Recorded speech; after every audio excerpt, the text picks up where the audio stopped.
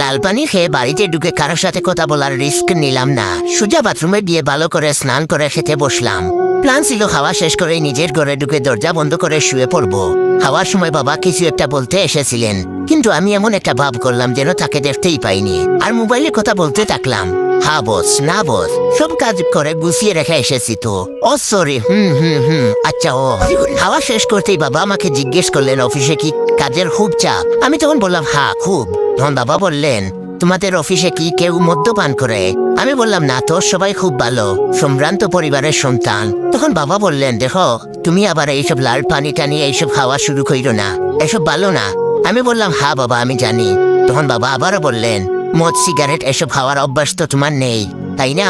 বাবার কাছে একটু সাধু সেজে আমি বললাম, ছি বাবা, এসবের নাম নিতেই আমার কেমন জানি লাগে, কি ওসব খাওয়া পাপ। এরপর হঠাৎ করে বাবা স্যান্ডেল দিয়ে আমাকে পেটাতে শুরু করলেন। সে কি মার রে ভাই, আমি তো বুঝতেই পারলাম না যে বাবা বুঝলেন কি করে। পেটাতে পেটাতে একটু পরে উনি নিজেই উত্তর দিয়ে দিলেন, বললেন, কুত্তার বাচ্চা মদ সিগারেট খাস না, তাই না? তাহলে আমাকে এবার বুঝা যে এমন কোন প্রযুক্তি আবিষ্কার হয়েছে যাতে সিগারেটের প্যাকেট কানে লাগিয়ে বসের সাথে কথা বলা যায়। নো